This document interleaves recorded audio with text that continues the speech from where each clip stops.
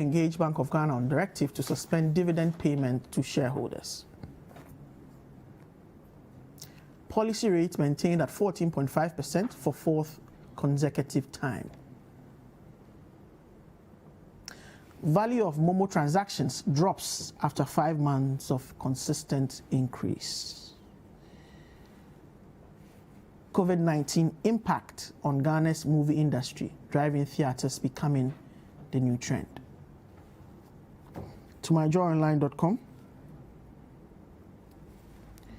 We don't have the ability to jam or interfere with broadcasting signals, NCA replies Mahama.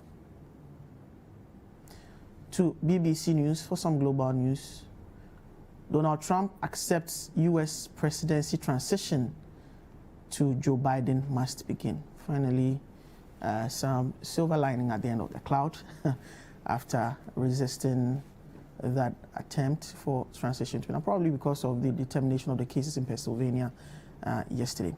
So we would come back into the studio, but before that, for more news, log on to citynewsroom.com. For more business news, log on to citybusinessnews.com. I have been joined in studio by Frederick Kofi Ameal, member of the MPP communications team. Welcome, Frederick. Thank you, Luke. I don't know if you want me to add the other hat. No.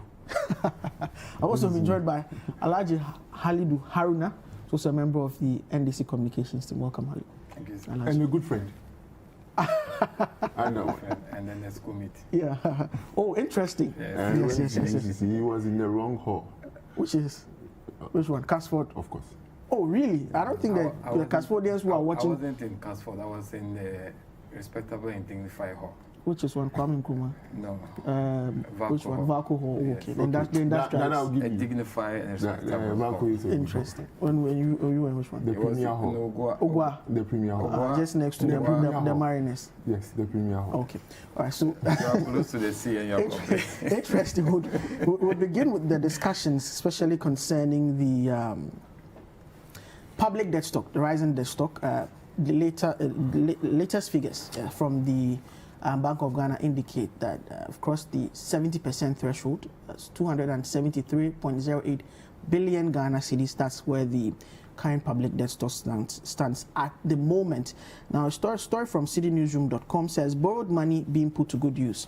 Ochema Boaji defends ballooning debt stock. That's the government spokesperson on finance attempting an explanation or justification for the ballooning debt stock. So the government spokesperson on finance, Daniel Ochema Boaji, says Ghana's economy is on a sound footing to meet its obligations despite the rising public debt stock. According to the latest summary of macroeconomic and financial data from the Bank of Ghana, the total debt stock stands at 273 billion Ghana cedis as at the end of September 2020. The new debt figure pushes Ghana's debt to gross domestic product (GDP) to debt ratio to 71%. Crossing the dreaded 70% threshold for the first time since December 2016, when the figure stood at 73.3%. The figures from the Bank of Ghana further indicated that the total public debt stock, which started the year at 219.6 billion Ghana cedis, has increased by 26.7% within 9 months. To quote what he said, if you have an economy where the production capacity and growth capacity is doing well, agriculture and industry will also be doing well, and these sectors are growing and will pay for themselves ultimately. The borrowing rate under the National Democratic Congress was over 100%, but we are not running the economy like them. We are borrowing at a decreasing rate.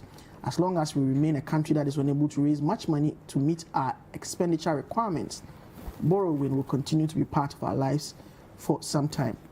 It is not bad as long as these funds are channeled to pertinent and productive sectors, he added. So these are the words of the government spokesperson regarding the country's ability to pay back in terms of the debt stock, and even if it's justified for us to be here with regards to that.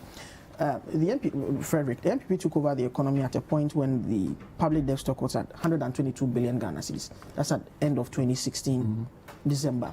As we speak, 273 billion, over 100 billion increasing if you want to just do the nominal figures. For a party that made borrowing one of the serious issues for discussion during the 2016 campaign, is the current situation in any way tenable?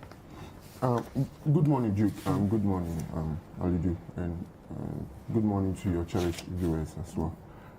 Let me submit to you humbly and to your viewers and to the good people of this country that if there is any political party that has the competence and the efficiency to manage this economy very well, then it is the New Patriotic Party.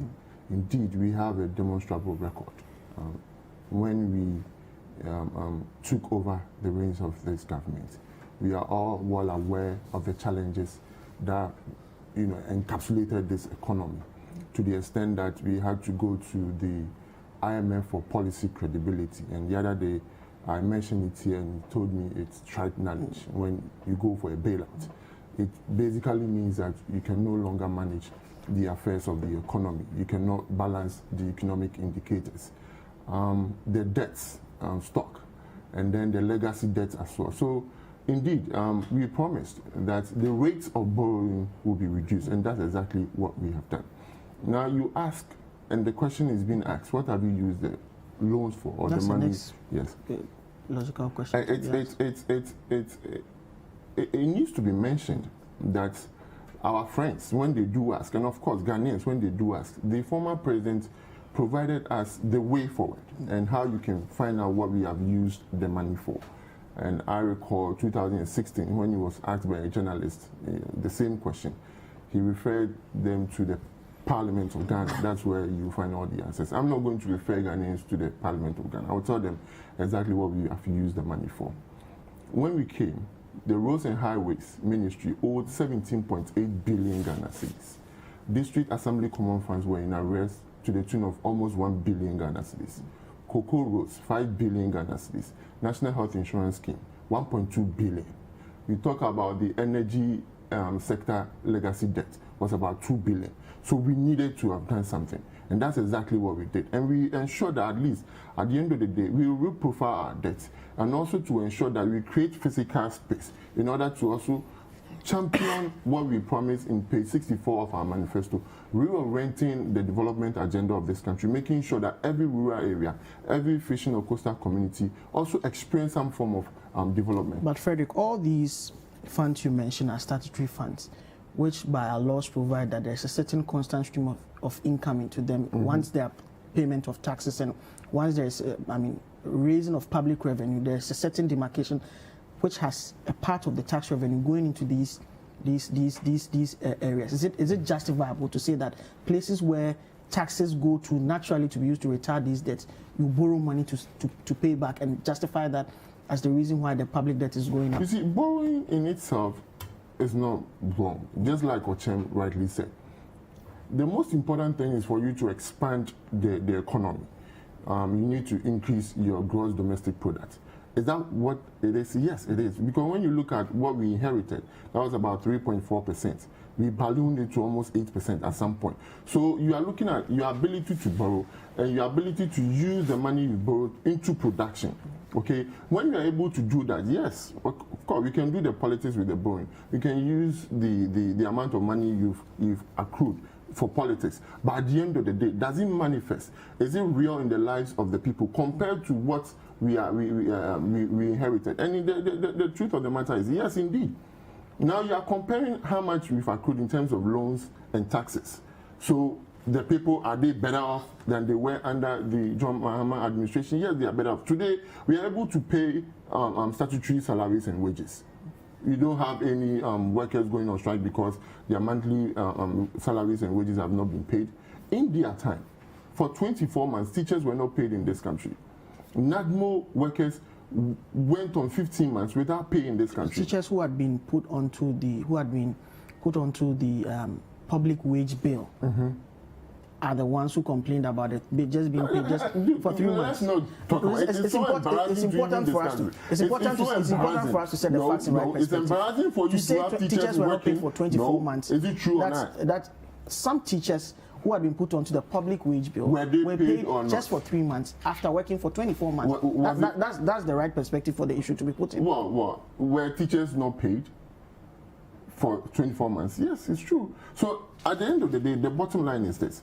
That's what we have borrowed reflect in the lives of Ghanaians. Yes, we borrowed money to solve the financial mess. Today, Ghanaians are better because at the end of the day, the hope they lost because they deposited their money into the banks. Now they have their money. At some point when they lost their money, they couldn't get it back. DKM, God is love, just the motors. People died because the government even insulted them for investing in that financial institution. So again, when we are asked what you have used the money for, the other question that needs to follow, has it been able to reflect in the lives of the people? Okay, today we are talking about industrialization through the revolution of agriculture.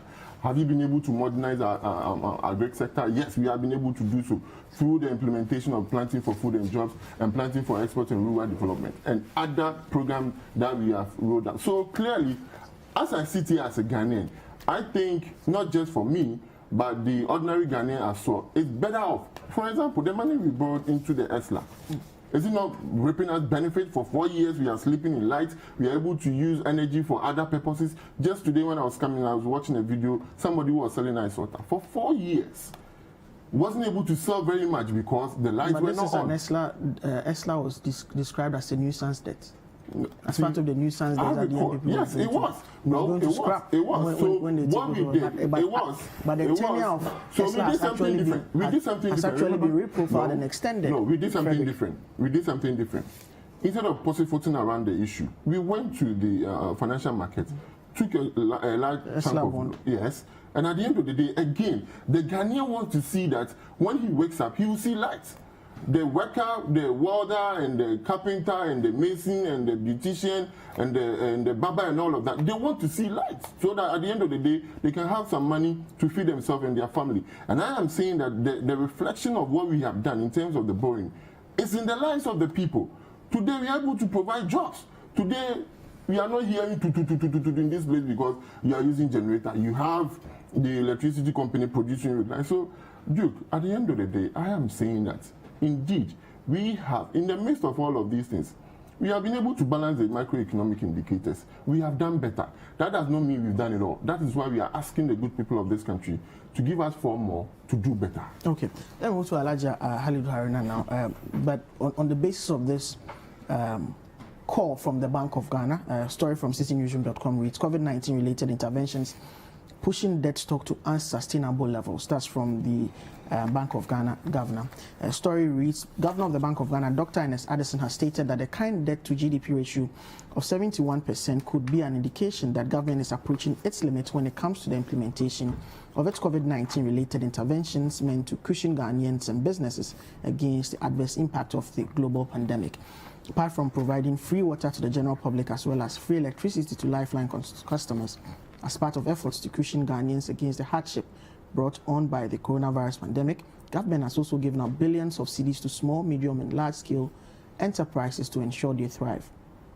All these interventions, coupled with other financing needs, have pushed Ghana's total public debt stock to 273.8 billion Ghana cedis as at the end of September 2020. Commenting on the high debt figure, Dr. Ernest Addison questioned if there will be enough fiscal space to support the COVID-related interventions in 2021. To quote, says government has been able to cushion households and support businesses in the era of COVID-19. All of the interventions demand money and they have to be financed, and we are financing them through the issuance of bonds. This is why we are seeing the interest rates on the longer dated instruments going up, and this is what accounts for the debt stock rising to 71% of GDP. Alaji, this is in addition to the justification that was provided by government spokesperson of finance, Daniel Ochemambuaji.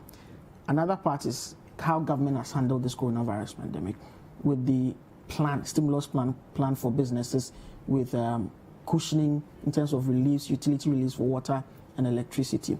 On that score, as at December 2016, the country's debt stock was at 122 billion Ghana cedis, 73.3% of GDP under the NDC administration, John Mahama. Is there any justification at all for the NDC to be complaining about the rising public debt stock when your record, based on the figures, is not any better?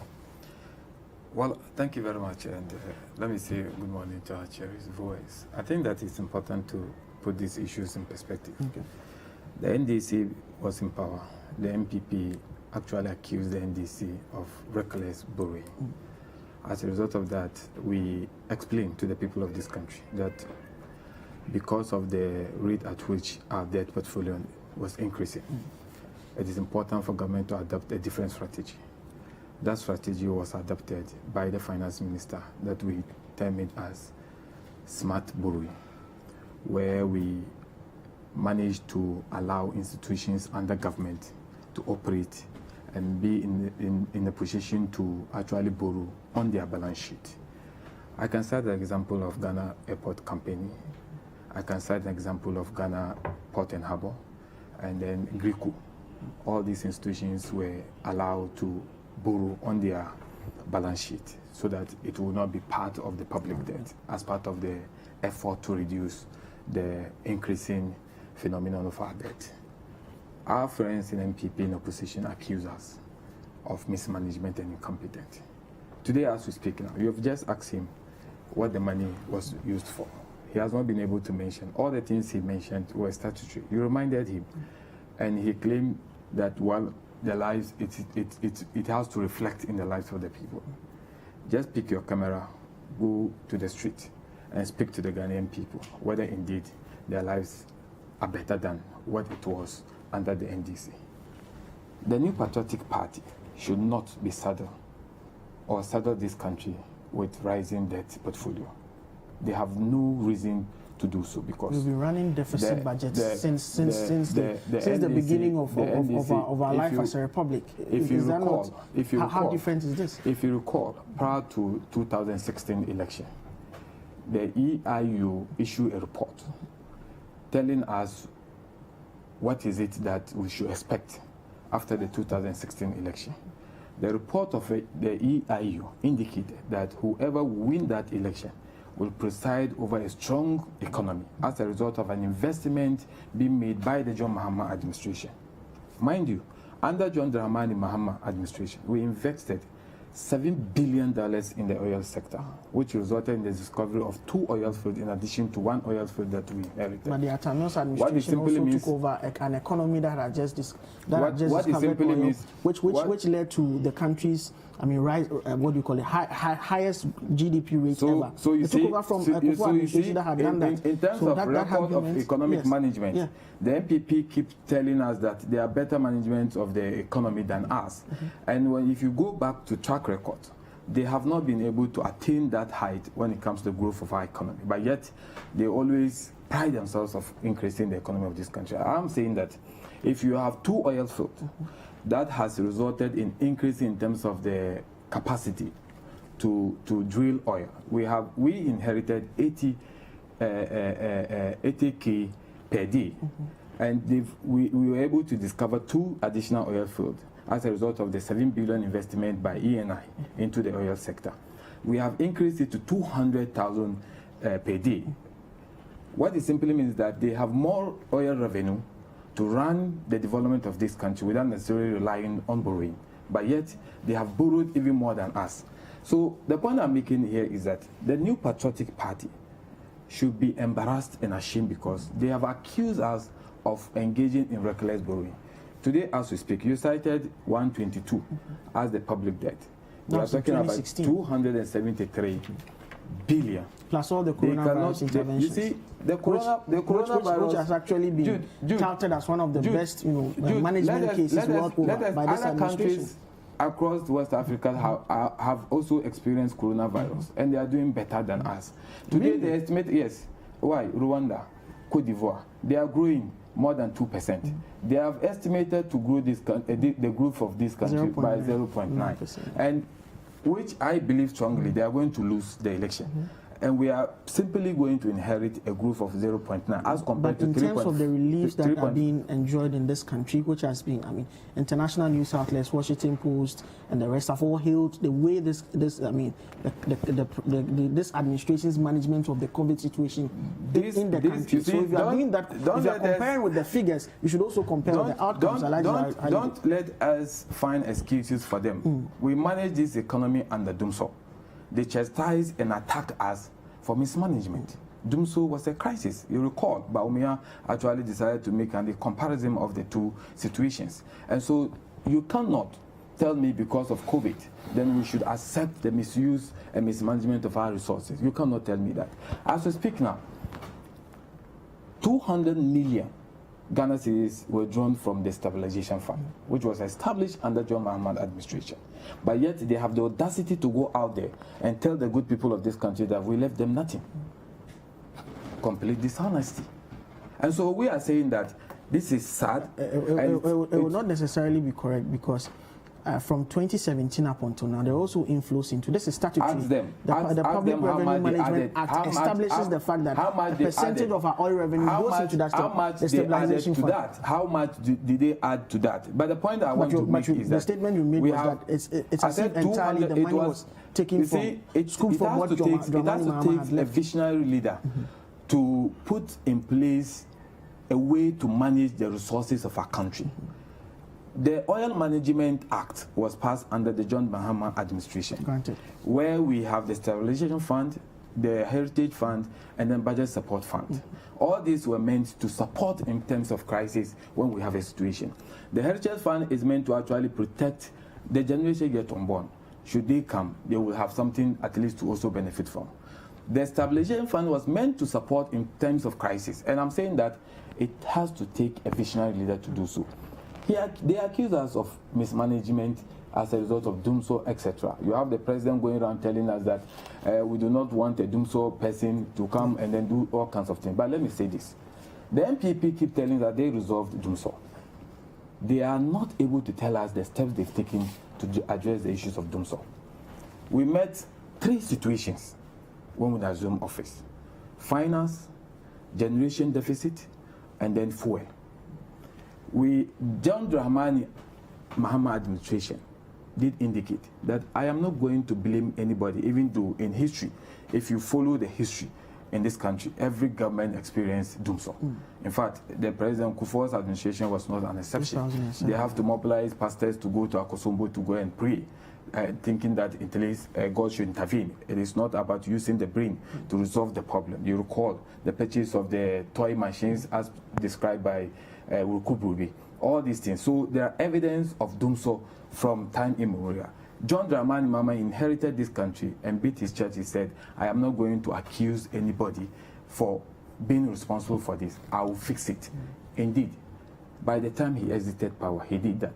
He instituted ASLA, that is the Energy Sector Levy, which is a statutory, and then we are getting it from the fuel that we are selling for the people of this country. They have no excuse to tell me that they have gone, what they did with ASLA was to use it to mortgage and go for a Eurobond.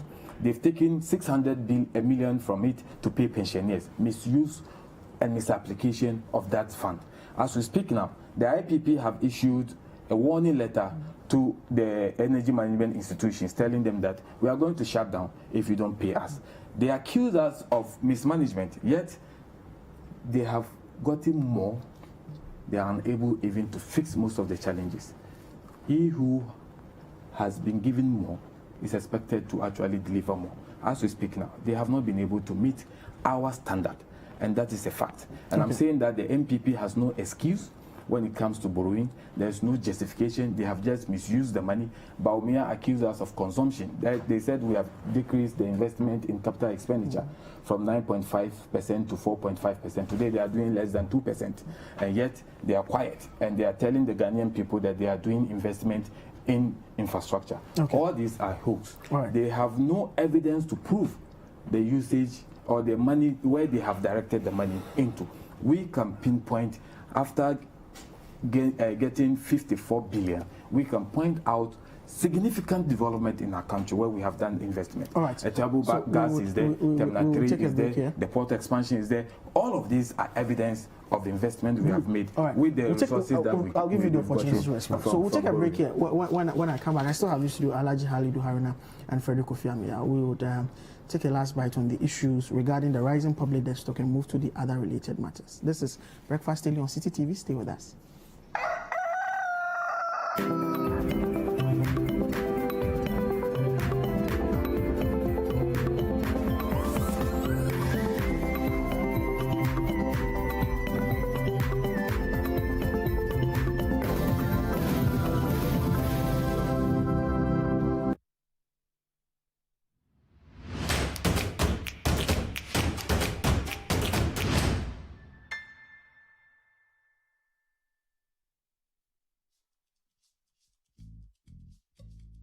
COVID-19 recovered patients can no longer spread the virus.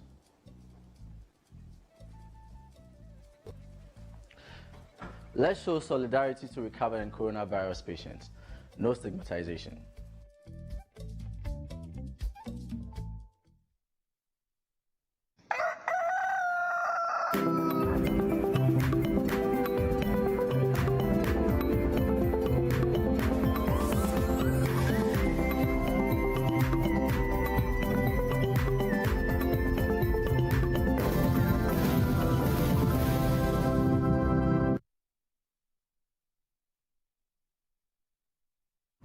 Hello and welcome back. This is Breakfast Daily on City TV, the news review segment. My name is Tukman Topoko. I still have in studio Alhaji Halidu Haruna, member of the NDC communications team, as well as Frederick Ofiamiao, a member of the NPP communications team. A couple of messages you've sent in so far.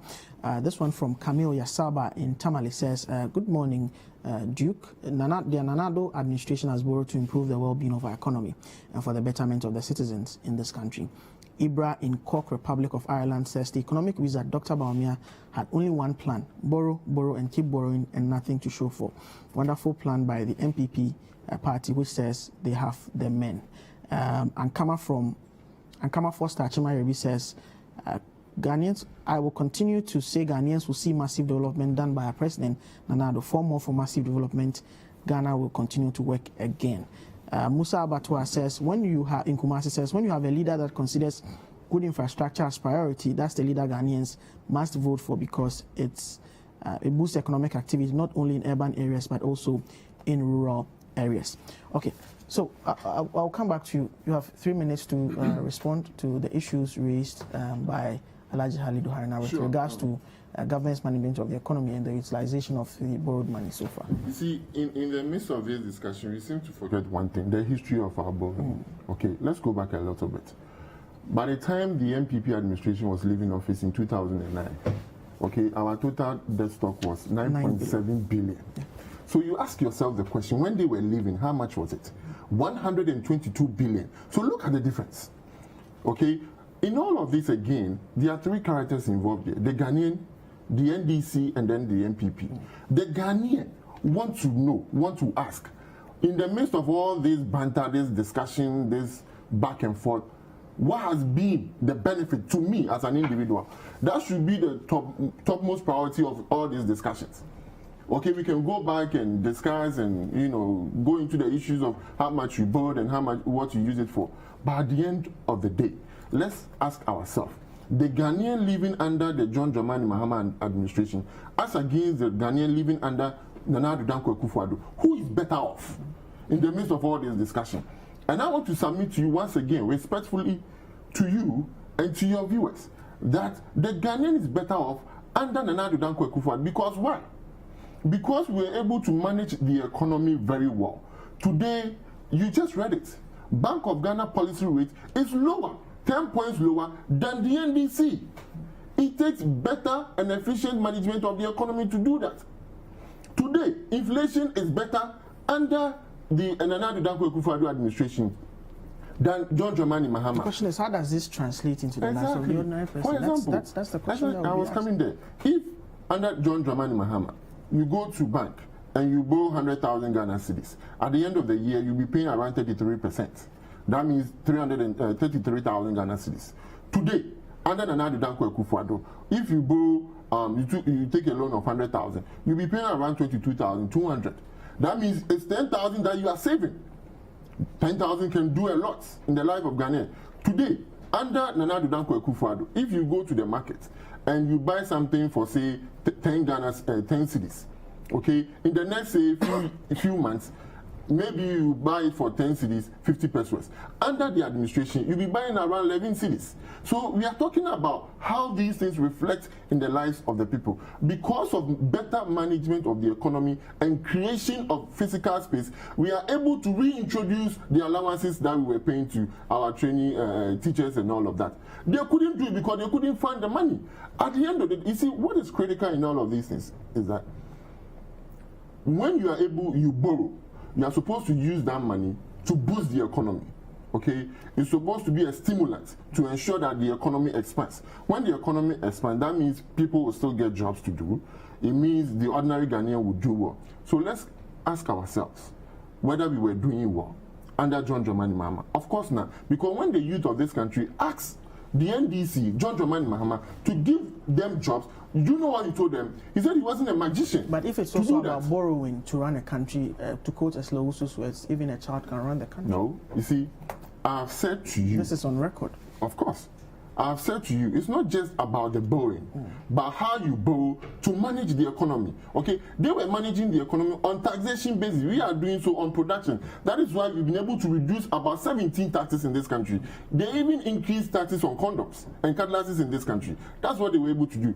And again, he made a very fantastic point that Dumso was as a result of finance, generation, and fuel. And it's funny how he says they solved it. It's not true.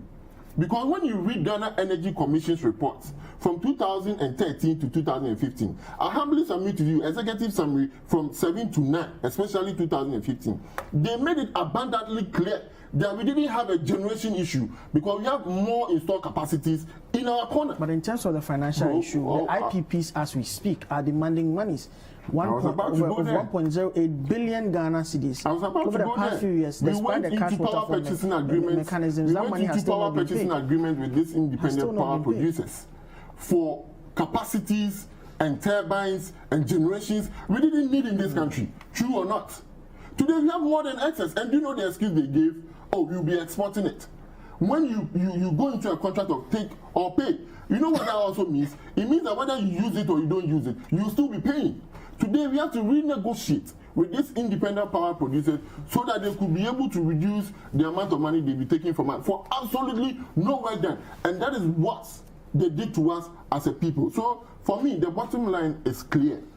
When it comes to any individual, any political party that has a wherewithal to make sure that Ghanaians do well, that at the end of the day, Ghana will see it glory in terms of our economy and even our social life, the MPP, the New Patriotic Party, and more especially His Excellency Nana Kwaku Akufo-Addo can do better for this country. Okay. So we'll move to the next issue for discussion now, but of course you tie in your response rebuttal to that one. It's also related to matters on the campaign trail as well. A story from citynewsroom.com reads, and this is from the President Akufo-Addo's tour of the Eastern region, as well. We'll also be reading what candidate Mahama has also, or President Mahama has also been saying on the tour of the Upper East region. So Ghanaians want progress, not doom so backward, Mahama Akufo-Addo says. Now, President Nana Akufo-Addo says Ghanaians want a leader who will put the nation on the path of progress and prosperity, and not one who will lead the country back to the days of doom so economic mismanagement and the economy into a recession. Speaking at Krobo Dumasi on Monday as part of his 2-day tour of the Eastern region, President Akufo-Addo stated that Ghanaians are tired of the negative propaganda in the politics of Ghana and do not want leaders whose track records in office was abysmal. To quote him, says political leaders who created an economic mess with the worst statistics of modern times are telling us today that they are a leader we can trust. Trust to do what? To take our economy back into doom so? To take our economy back into recession? To take our economy back into hyperinflation? Is that what we need? Is that the leadership of the country that we need? The president asked. John Dramani Mahama has also been on the campaign trail. He says that the presidential candidate of the National Democratic Congress, John Mahama, has again slammed President Akufo-Addo for what he says is the shielding of his appointees implicated in allegations of corruption. Mr. Mahama has promised to allow institutions mandated to fight graft in his government a free hand if voted for come election 2020. In an interview on Wezo TV while wrapping up his tour of the Ashanti region, Mr. Mahama said President Akufo-Addo has not been firm enough on matters of corruption. Quote, the mistake with Nana Akufo-Addo is that some of the people engaged in corruption are so close to him in terms of the relationship that he's unable to do anything to them. Apart from that, he has a proclivity where corruption has occurred, and it has to do with one of his appointees to try and clear them and shield them. He has done that in every scandal that has hit, Mr. Mahama said. So, two dominant issues. Maybe because Kofi Amea's submission ended on energy sector doom, so President Akufo-Addo has also been speaking about that. That is one of the the traits that Ghanaians can remember from the Mahama era. He's also been speaking about the government's handling of corruption. So those issues and what the candidates have been saying on the campaign I think trail. that it's important to explain the issues he raised regarding the allowances of the nurses and then the teachers' allowances, which he claimed we've cancelled. Indeed, let me place it on record that the NDC never cancelled the teachers' and nurses' allowance. What we did was to replace it with student loan trust. It means that they were not going to have access to that. No, you see, it takes a visionary person to think about that. Now, in the case of Free Senior High School, when you listen to them, they keep asking whose children should sit at home. But when it comes to the issue of training training nurses and teachers, training colleges, they still think that other people's children should sit at home.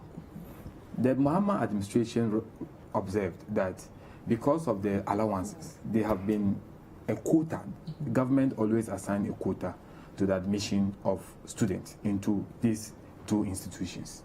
And the Mahama administration realized that no, many more have qualified to enter, but because of lack of finance, it's difficult to admit all of them. And in his wisdom, decided that, okay, if that would be an hindrance to allow many more of our children to be admitted into these two institutions, why don't we take out the quota hindrance or obstacle so that at least we replace with student loan, because student loan is secured and is there, so that students can access that to run their the learning in school.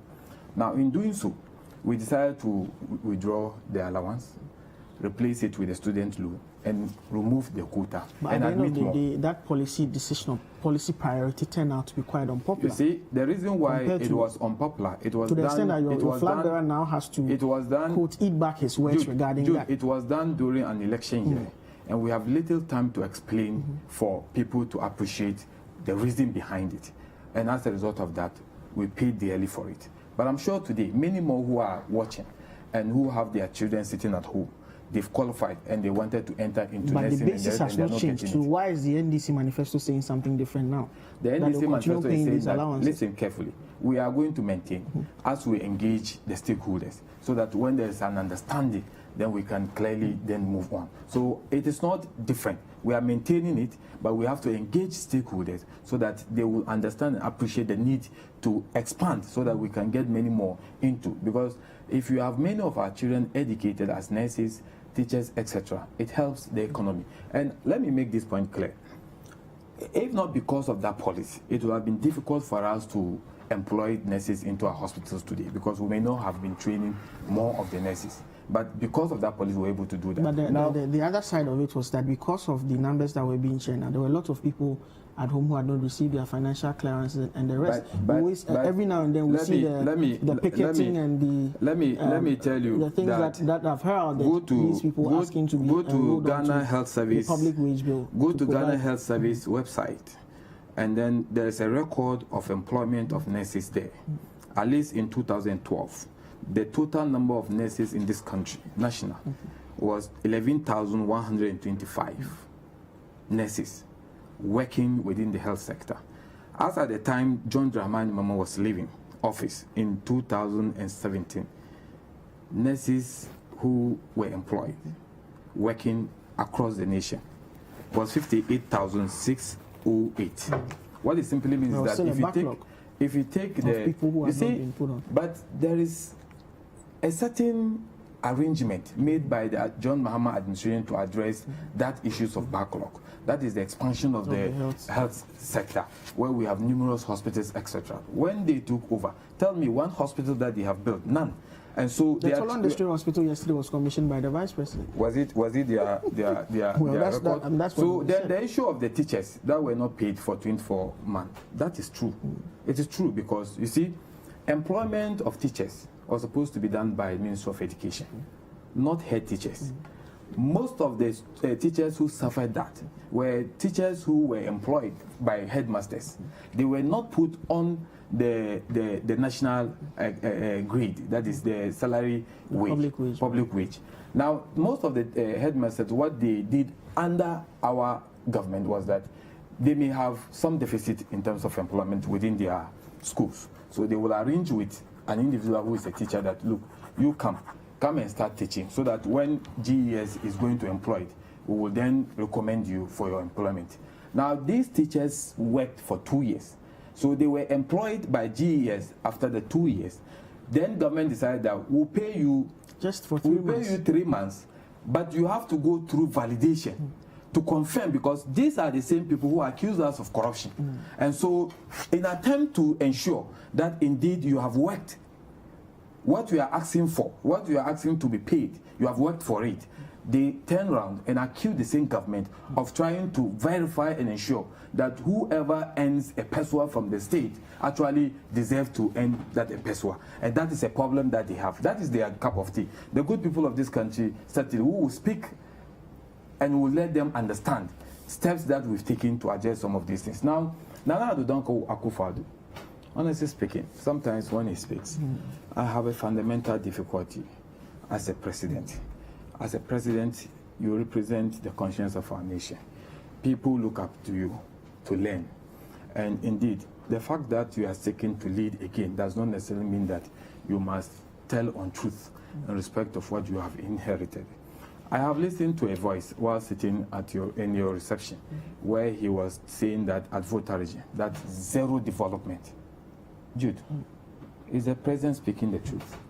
That's not the question for me to answer. It's a question for our viewers to make a determination. Let me even assume that it is only University of Science and Allied Science that was established under NDC in Volta region. Let me assume that is the only project that we did there. Can you then say that it is zero development? Certainly no. But you have the President of the Republic of Ghana, who is supposed to serve as an example to many young ones, standing before the public, telling the public that zero development in Volta region. So mention it.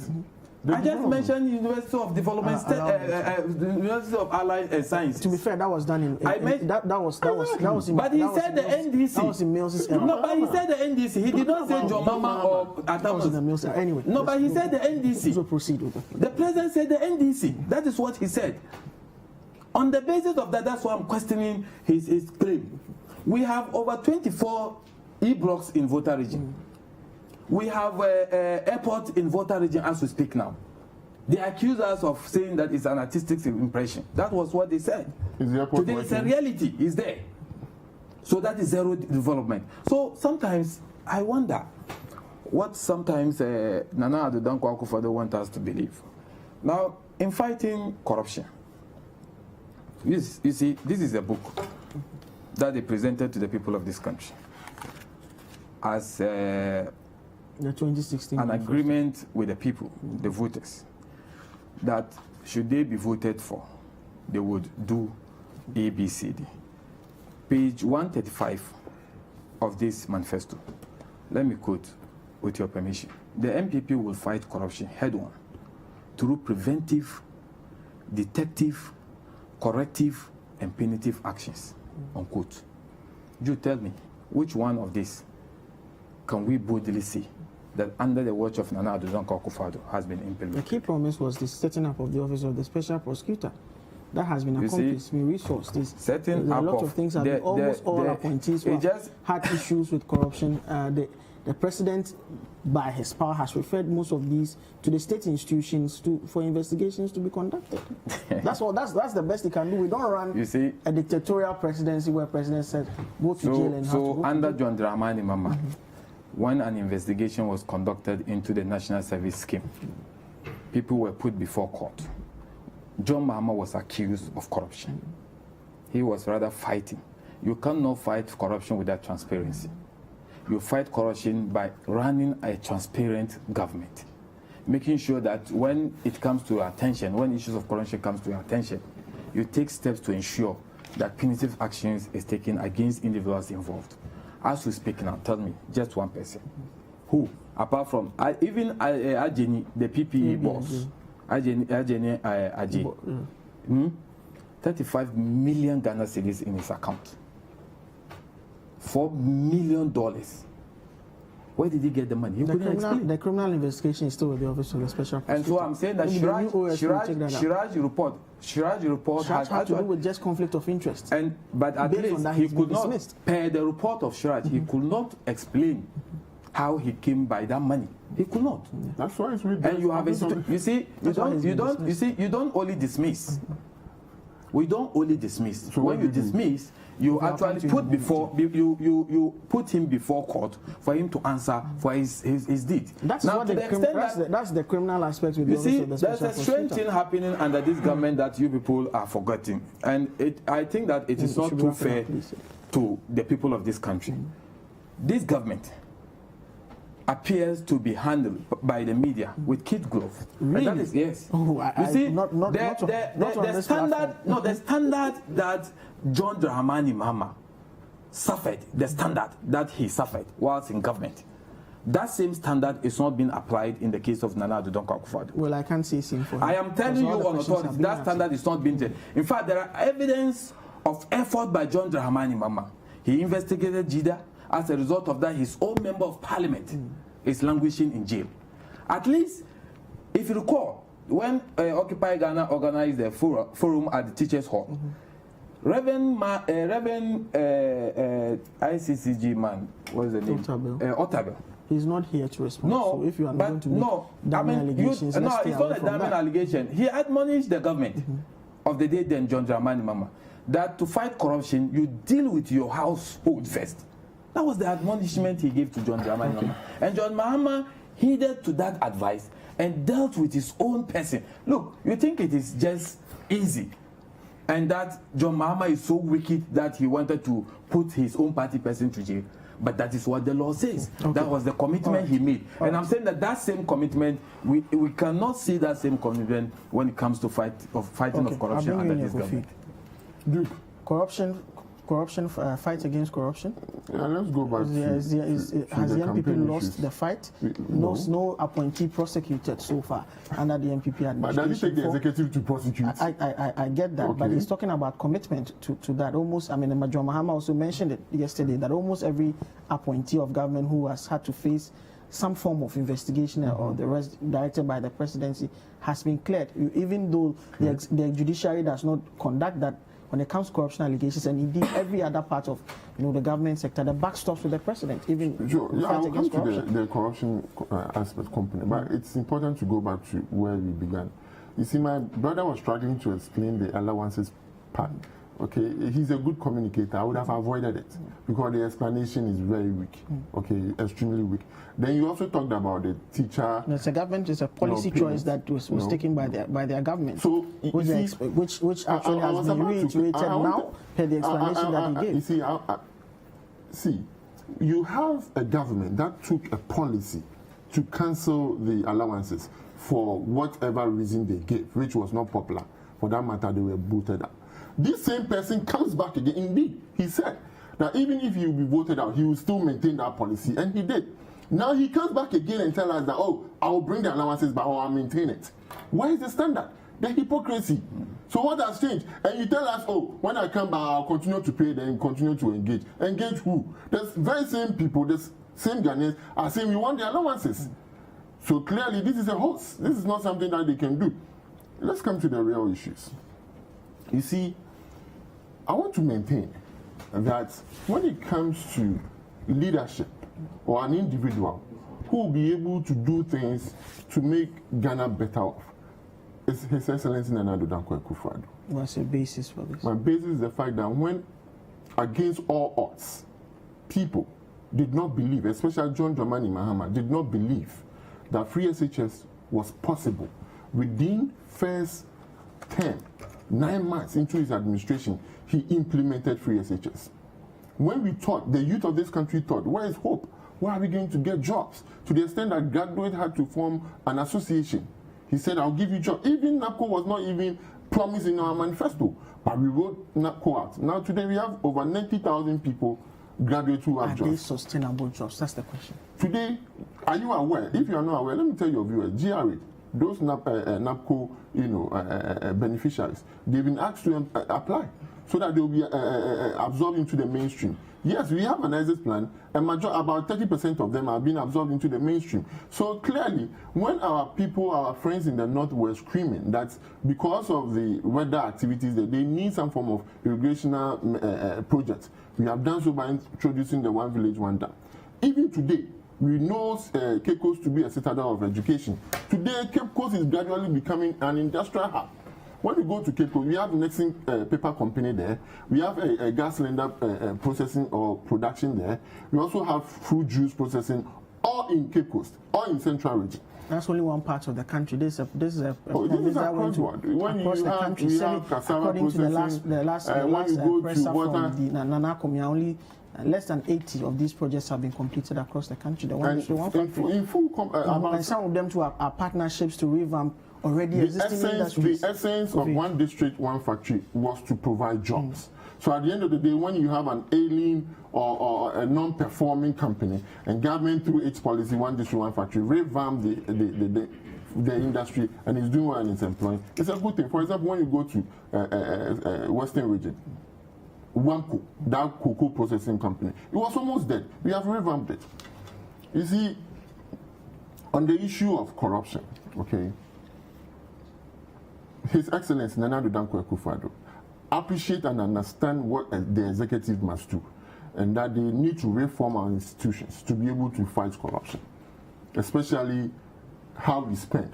So he instituted the Fiscal Responsibility Council and the Act itself to be able to ensure how we spend. That is why we are able to experience the budget deficit we see in the history of this country, the consistency.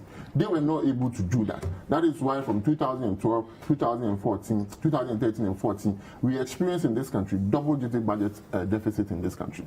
With the establishment of the Office of the Special Prosecutor, it was the belief that the Attorney General's office needs to be decoupled so that it will be given to an agency to fight corruption head-on.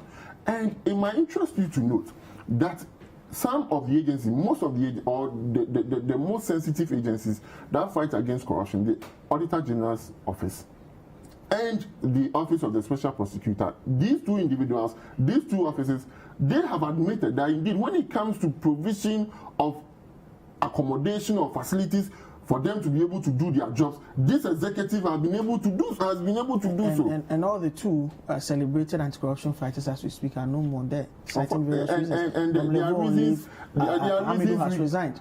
Some say that's a dent on the anti-corruption fight of the Akufo-Addo administration. No, that's what the NDC argued. That's what their individual selves. Other well-meaning that's a dent on their individual selves, and a dent, of course, in this country because this president had faith in him when his own people did not have faith in him. Okay. So he's wrapping up. Oh, dude, we have 2 minutes to end the segment. Dude, you see, again, let's be clear. The fact that somebody has been accused of one thing or the other does not necessarily mean the person has committed the crime. So, based on an allegation, somebody must be prosecuted. Is that what you are saying? No, it has to be established that indeed somebody has committed a crime. In any case, we are talking about criminal investigation. When the Office of the Special Prosecutor had the chance to vet the Ejapa deal, he didn't investigate and prosecute. He did a report. It was an assessment, a risk assessment. Exactly. So nobody is telling any of the agencies' hand not to prosecute. Do you get it? So clearly, when they talk about clearing, it's funny because Nana Addo Dankwa Akufo-Addo, when he was a candidate and now as a president, he said something very important, and I think we need to avert our minds to. He said that he's not going to do anything out of the law, out of the establishment, so that you punish somebody. You will make sure everybody goes through the processes. I wish I could give you the opportunity to respond. This one, we've run out of time. Just this message. The MPP I just wanted to make reference to City FM publication, I beg you, regarding the implementation of free senior high school. It's important, I beg you. We've run out of time. It's own words. That will at least settle the argument about free senior high school. Good news for Ghanaians. City News 2004. Let's take some of the comments now. NPP borrowing is more meaningful than NDC, as we have seen numerous development under the NPP than NDC. That's Ahmed Swale from Tamale. Adam Swale, sorry. Now, the NPP today, especially the president conveniently avoids the mention of corruption. Why? That's IB from Boga. That's how we wrap up the news review segment. My name is Duke Mentor Pokwad in studio. Alhaji Halidu Haruna, member of the NDC communications team. Frederick Ofiami, a member of the MPP communications team. Up next is the health segment with Dr. Kelvin Osu. They're discussing perinatal pregnancy. Stay with City TV.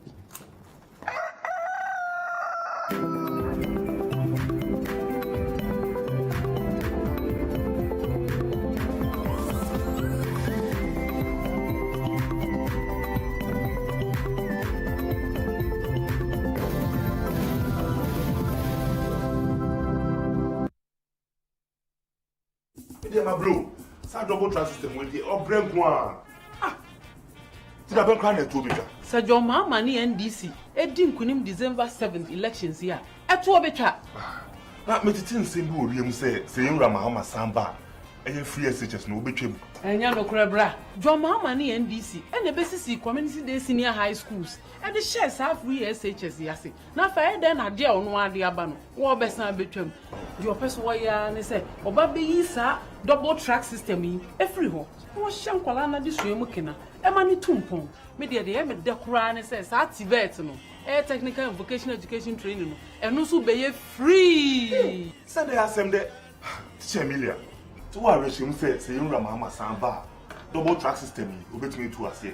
Eye koko kura ma no. John Mahama any NDC. And about be anopa ni area school no every primary any JHS. Now when want to mean ye teacher Suleiman menka bibi nchiro 430 private senior high schools e wo Ghana ha etumi fa school for nkwala 200,000 na John Mahama nso bae no obesi community day senior high schools mako 46 esan she 50 ase e no no wani no pona na ekufu adubai watwi na ni awampa nto aso ye kani nyina abomu a etumi yi sa double track system no everywhere. Teacher Emilia, me dem ntumi twanu.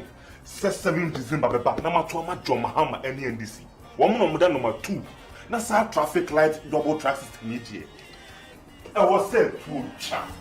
Tuma John Mahama ni NDC ama ejuma ni inkoso aba ama ye nyina. There is no promise we cannot keep. There is no commitment we cannot honor. There is no delivery we cannot guarantee. There is only one Bethel Logistics Company Limited, a licensed international freight forwarding and clearing agent, a trusted global brand with an extensive network for the movement of air freight and ocean freight worldwide. We are the trusted name for road freight into Western and Northern Africa. We are fully accredited by Ghana Customs and Excise. We cater for all your freight forwarding, customs clearing and forwarding, cross trades, inland transportation, internal cargo tracking systems, customer freight costing and consultancy, cold chain logistics management, logistics and warehousing, quality inspection, and much more. In Accra, Tema, and Takrady, we are always available to ensure easy movement of cargo countrywide. Call us on 0204 528 900 or 0244 707 859. Email info@bethellogistics.com. Locate us in Accra at North Ridge, adjacent Accra Girls High School, or in Tema at Community 4, or in Takrady on the second floor of the GCB building.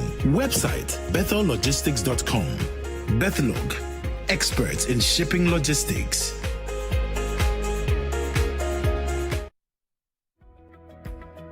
Are you diabetic?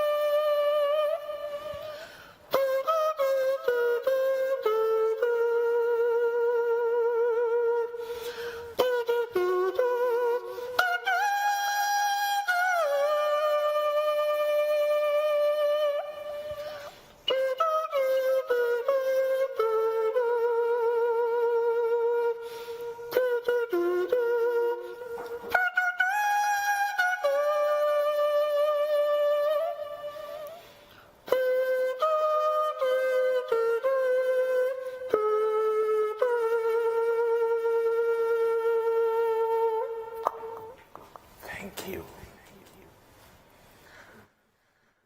That was another great one from Ike the Hobbs, and we'll be talking to him later on. But now we're going to be looking at pregnancy, the perinatal stage. We're going to be talking to Dr. Kelvin Owusu, who's the medical director of Optima Care Diagnostics. And throughout our conversation, if you have any questions for him, let us know.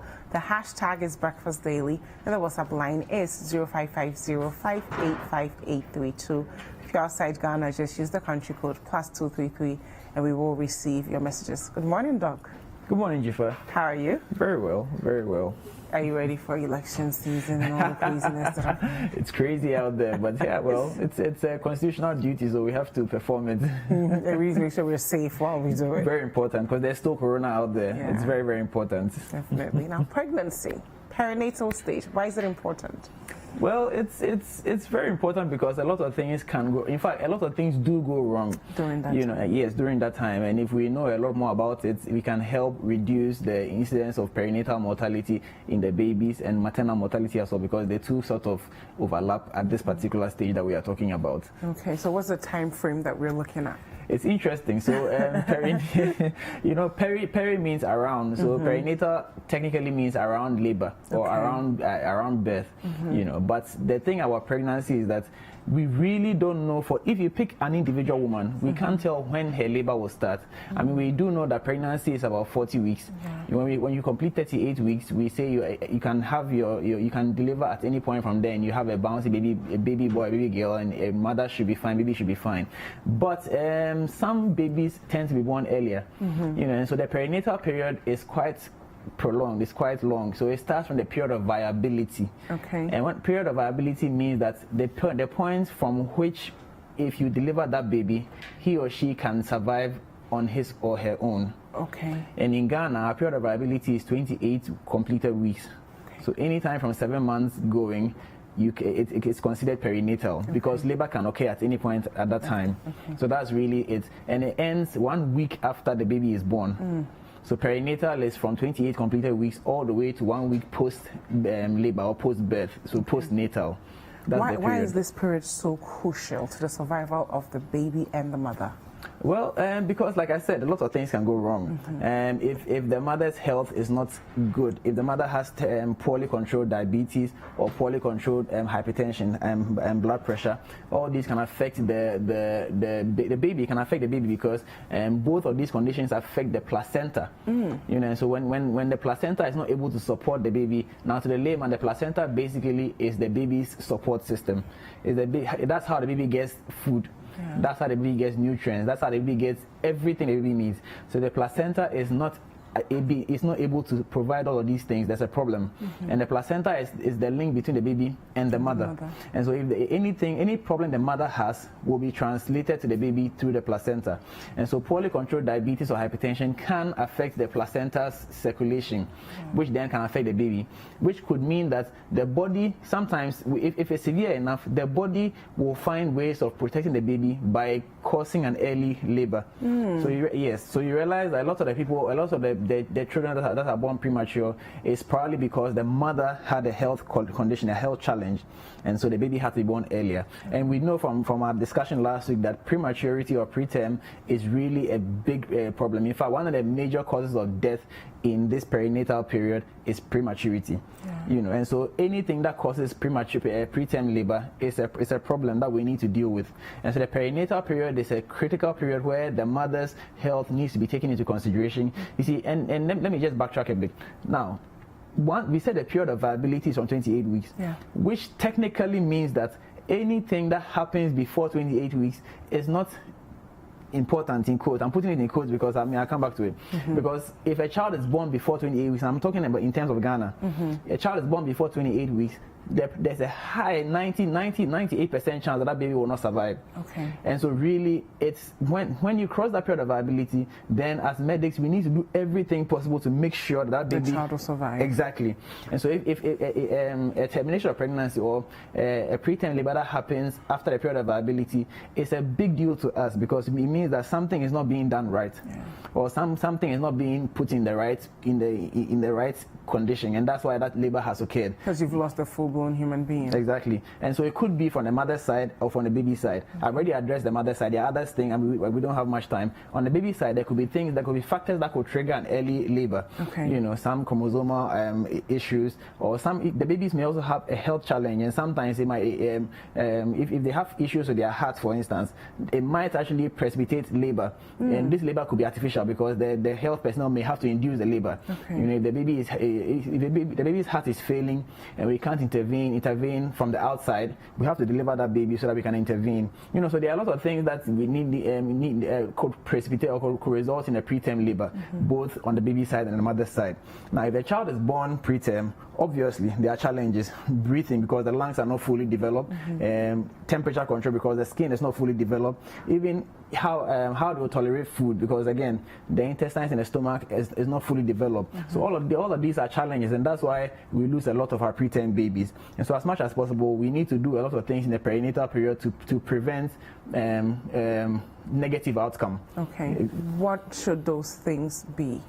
So I think we've also talked about antenatal care. Yes. You cannot have antenatal care is very, very important. So antenatal care encompasses the entire period of pregnancy, whereas perinatal is only from the point of viability. Yeah. Antenatal is once you are pregnant, you start antenatal care, and what you do during antenatal period all helps or accounts to what kind of child you're going to give birth to and what kind of mother you're going to end up being. In the sense that if you don't attend antenatal care, you are not getting education on what foods to eat, what things to avoid, because there are even some medications that you're not supposed to take when you're pregnant because it has effect on the children. For instance, alcohol. For the minute you are pregnant, you should never take alcohol. And the thing about alcohol is that it's not about how much you take, whether it's a lot or a small. It doesn't matter. There's no fixed amount of alcohol that results in fetal alcohol syndrome. Now, fetal alcohol syndrome is there are features that you can actually see, and it tells you that this child was exposed to alcohol in utero. You know, and there's no minimum cutoff, so you can't say that I'm only going to have a glass. For you, it could be that one glass which will cause your kid to get fetal alcohol syndrome. And it's not just about the facial features, because those are the most obvious things. Some psychological issues as well. Exactly. Mental issues and even developmental issues as well. So it's very, very important. Smoking. You cannot smoke if you are pregnant. You cannot use any recreational drugs when you are pregnant. And all of these are things that you know because you are attending antenatal. You know, there are foods you should be eating. You know, blood pressure checks are part of antenatal. And you see, you may not be hypertensive before you are pregnant. You are not hypertensive, you are not diabetic, but pregnancy can tip you into hypertension. It can tip you into diabetes. And so it's not, you cannot say that I'm not hypertensive, so I won't check my BP. You need to check it as often as possible, because you can't tell which point exactly when the hypertension will start, and at whichever point it starts, it could cause damage to the placenta, which could then affect the baby. You see, so antenatal care is very important. We cannot overemphasize the need to attend antenatal. And once you attend antenatal, we can also check the baby's development. Is the baby gaining adequate weight at the right time, or is the baby gaining too much weight? Because that also has implications. If your child is too big and too big for you, emphasis on you, because the mother is the one going to push the baby out.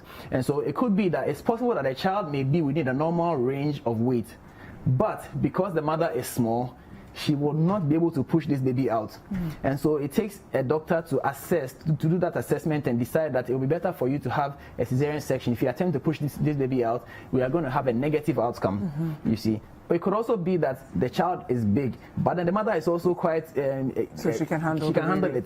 You know, but you cannot just sit down and decide that I'm going to push my baby. I mean, I have had a situation in personal experience where a woman who has had a previous cesarean section, 2 previous cesarean sections, decided that because the doctor has recommended that she does a 3rd cesarean section, she doesn't want to do that. She wants to go and push, because if she doesn't push, she's not a woman.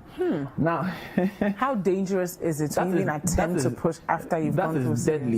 In fact, that is catastrophic. And that's actually what happened. So she actually went to a maternity home to go and push. Wow. So even though you advised her not to do it. Yes, she actually stayed at home until she got into labor, and then went to a maternity home to go and deliver. And the uterus actually gave way. So there was uterine rupture, which is a typical consequence of multiple cesarean sections. That's why if you have had more than one cesarean section, you are not allowed to push again. You see, but if you are not attending antenatal, you may not get this information, and so you might end up getting a negative outcome. So you go into the labor ward to try and push because the scar is weak, it's going to tear through, and you will die because the uterus is rich with blood vessels. So you could actually get a negative outcome. Or no, in fact, you most likely get a negative outcome. Thankfully for her, she was rushed to the hospital early enough for intervention, but of course she lost her womb because you couldn't save that womb. You had to take out the womb. You know, thankfully the baby survived, the mother survived, but without a womb. And so it's important that you do some of these things so that you will get the outcome you are so desperate for, you know. And then for the baby, once the baby is born, that first week is critical, you know. And so in the labor ward, or I mean, once you deliver, especially for a first-time mother, they'll take you through how to even latch the baby onto the breast. You see, because it's not just. Before we even get to the baby part, after you cross that 7-month mark, how often should you go see your doctor? So if your pregnancy is uneventful, when we say uneventful, it means that everything is progressing as expected. Then all through your pregnancy, you are going to only see the doctor antenatal 4 times. Okay. I don't want to say doctor because antenatal is not about doctor. It's actually about a team. So there's a midwife, there's a doctor, a discussion over there. So you see the team only 4 times. Okay. If you have an uneventful pregnancy, only 4 times. Once in the first trimester, that's the first 13 weeks. Once again in the second trimester, and twice in the third trimester. Okay. You know, where they will assess the baby to see if everything is fine, and then if everything is progressing, you go on to have your labor and you're fine. But if there's an issue, if there's a medical condition with you or with your baby, then you will see that you might see the doctor more frequently. I mean, there are people who actually spend their entire pregnancy in hospital, you know, because they have some situations. For instance, if you have a condition called cervical incompetence, you'll probably be in the hospital for 6 months, because once you cross the period of viability, we need to secure the cervix, so you cannot move. How important is it for us women to not take these things for granted? Because your child could be scarred for life if they don't die. Well, I mean, so culturally, I mean, I think one of the things that everybody expects of a woman who go into depression after they've had a stillbirth or they had a perinatal mortality. And so it's a big deal, you know, because there's a lot of hormones that are, you know, going up and down, trying to regulate your body to feed that, to keep that baby alive. And so when the baby is taken away from you completely, and in fact, what's it called? If you have a stillbirth, and this is sad but true, when you have a stillbirth, your body still considers that a delivery, and so you still go through a process of producing milk. Wow! So imagine you've had a stillbirth, there's no baby, and your breast is engorged, and there's no baby to actually give that milk to. And so it's actually going to get painful and sometimes get infected.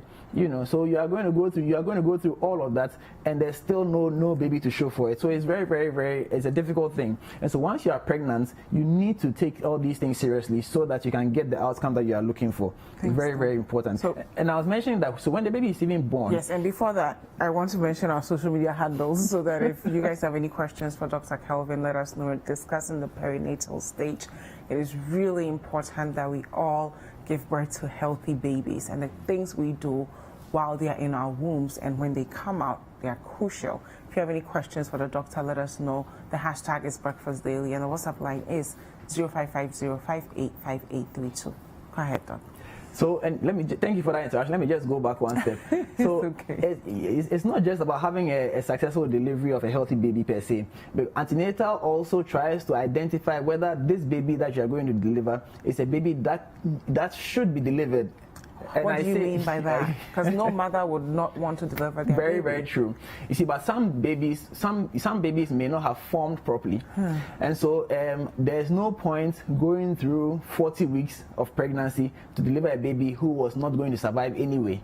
So if you go through the antenatal process properly and they do all the necessary scans, there's a particular scan that is taking about the 20th week of pregnancy, which we call anomaly scan, where we actually check to make sure that this baby that you are going to give birth to has everything that will enable a human being to survive.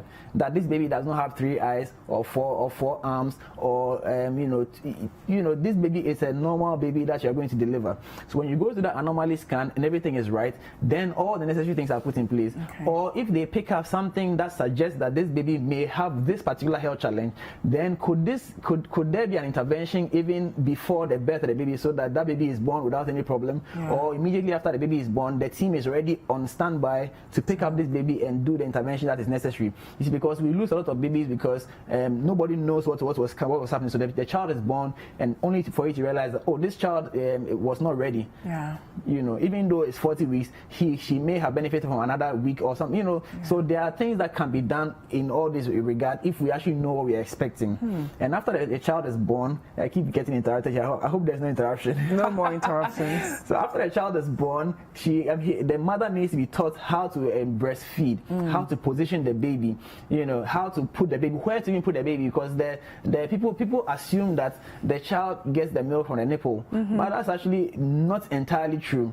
You see, the milk is coming from the areola, the space, the area around the nipple, because that's where all the ducts are converging. You see, so the child needs to be positioned in such a way that he or she can get enough of the areola and the nipple into the mouth, so that he can get the nutrition. Otherwise, the child will just suck in air. You might feel the tummy is big, so you think he or she is full. You put the child down, and she's up again in 30 minutes crying. You see, and that adjustment period is very, very difficult. I remember when I had my first child, I actually fell sick I wasn't even part of the process, but I fell sick. Why? It's tasking, to wake up every 2 to 3 hours to breastfeed, etc. But once you go to antenatal period, you are told all these things, so it helps to know. To prepare for it, once you are trained on what you expect, like jaundice, because jaundice in the first week is common, but not all. And when I say jaundice, I'm talking about yellowing of the eyes. It also affects the skin, but the eye is where you see it most commonly. And jaundice is a very, very important sign that you need to pick up early enough. Not all jaundice is necessarily a bad thing, but you cannot use your mind to tell which one is not. So you need to be able to identify that this baby has yellowing of the eye. Let me go and get a checkup so that I know what to do. And that's why the first week after delivery, every mother goes back to the hospital with the baby so that all these checks can be done. Awesome. Very, very important. We have some questions for you. How can I keep my blood pressure level, HB levels high enough? I am pregnant with my 3rd child. Anytime I am getting close to labor, I have low appetite. Why is this so, and how can I fix this so that I don't starve my baby? This is from Barbara in Pokwase. So let me start with the last question. That question is a bit technical, the low appetite. You see, before pregnancy, you should have built up stores, and that's why the advice is to give a gap of at least 2 years between pregnancies. And in that 2 years, you build up stores, so that in the off chance that during the pregnancy period, you may not, because some women actually have increased appetite. Most actually don't have an appetite, but at least you built enough stores in your system so that the baby still doesn't get deprived, even though you may not be eating every day. But as much as possible, try and eat something. I mean, think of it like medicine. Nobody likes taking, at least I don't like taking medicine, but I know it's for a good cause, so I'll take it. So at some point, you must look at food like it's medicine and just take it because you want to sustain the baby.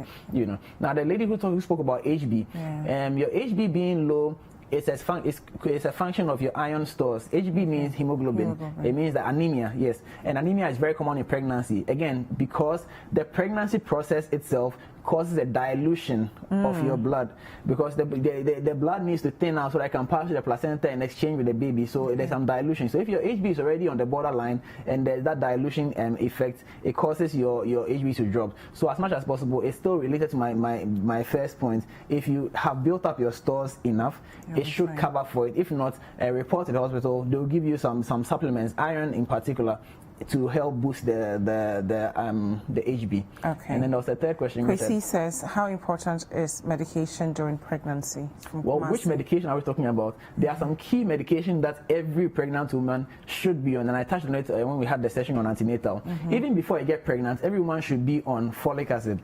You need to be on folic acid. Once you decide that I want to get pregnant, start taking folic acid. This is because folic acid helps with the development of the neural system, the brain and spinal spinal cord, very important. So you start taking folic acid. So, and all through your pregnancy, you'll be on folic acid as well.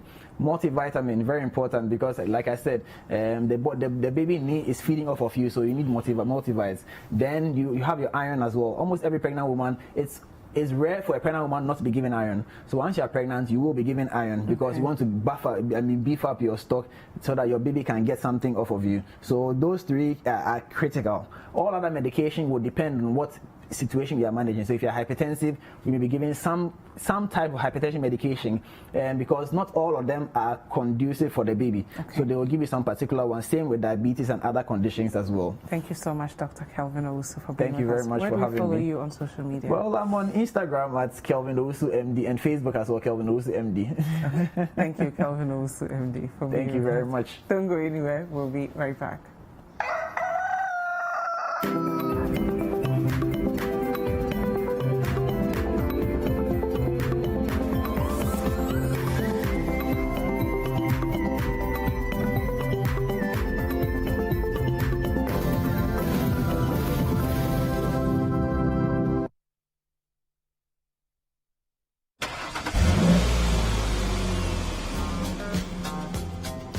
Where the road environment is not lighted at night, visibility is poor. Drivers rely on the lights of the vehicle to drive at night. The lights also make other road users see the size of the vehicle and make room for it. When it gets dark, switch on your low beam the moment you put on your parking lights. If an approaching driver maintains a high beam, alert the driver by flicking your beams once.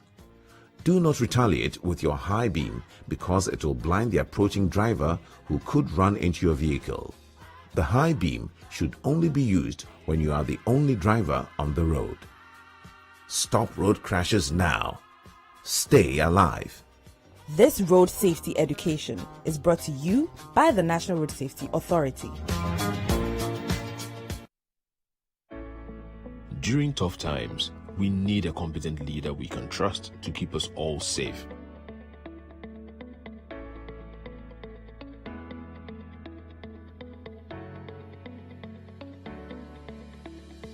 Nana gave me free water when I needed it most to keep me clean and safe from COVID-19. Nana gave me lower cost of internet during COVID-19 to operate my small business from home.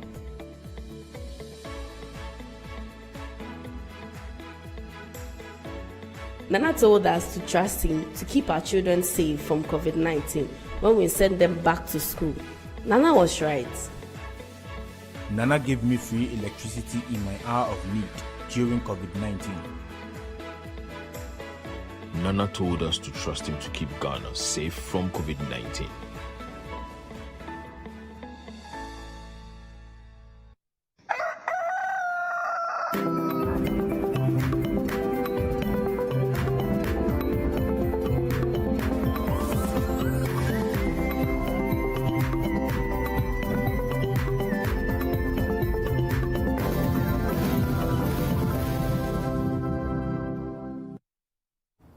Welcome back. As we head into the elections, it's been very obvious that the road carnage has been on the rise. Unfortunately, this seems to happen every time we get into electioneering season.